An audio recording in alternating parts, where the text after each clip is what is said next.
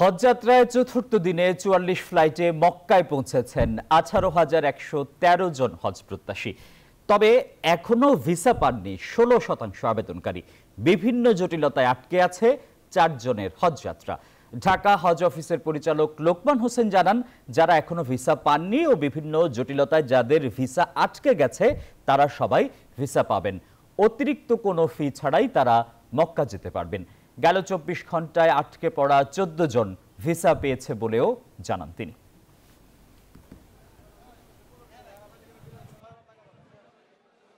Seat আছে কিন্তু seat issue করার মতো আমাদের পারমিশন নাই। কেন বলছে আমাদের ৩৫% বেশি আমরা সিট দিতে পারবো না। এই আইডি কার্ড ছাড়া আমাদেরকে বিভিন্ন জায়গা থেকে আমরা আসি, আমাদের ভিতরে প্রবেশ করতে দেয় না। ওই সময় আমাদের খুব বিড়ম্বনা হয়। এ বিষয়ে আরো খবর জানাতে সরাসরি যুক্ত হচ্ছেন সহকর্মী মাসুদ সুমন।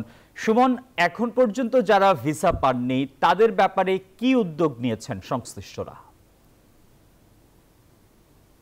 বান্ডেল থাকলে প্রতি সেনমানিতে টাকা বাঁচবে।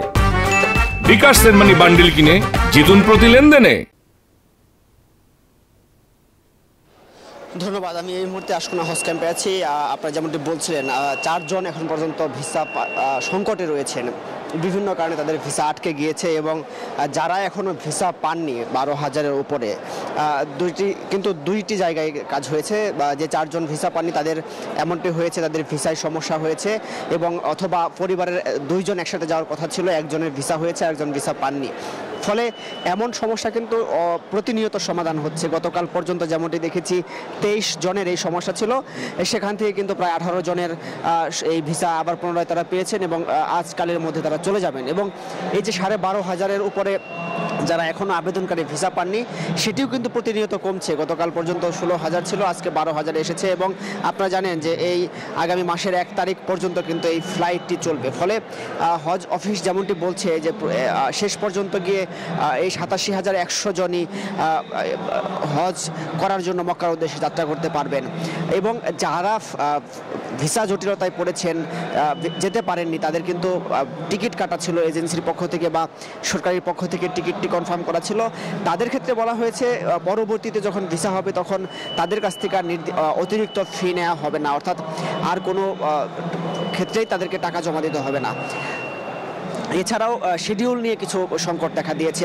আমরা যেমনটি দেখেছি যে যত দিন যাচ্ছে তত কিন্তু বিমানের খালি যাওয়ার সংখ্যা বেশি বাড়ছে। অর্থাৎ এখন পর্যন্ত আমরা যেই ১১ তারিখ পর্যন্ত বিমানের যে শিডিউল সেখানে কিন্তু 2%, 3% এবং দুটি বিমানে সৌদি এয়ারলাইন্স এবং বাংলাদেশ এয়ারলাইন্সে কিন্তু 11% টিকিট খালি রয়েছে এবং একটি বিমানে কিন্তু এখন পর্যন্ত প্রায় 80%-এর উপরে টিকিট খালি রয়েছে।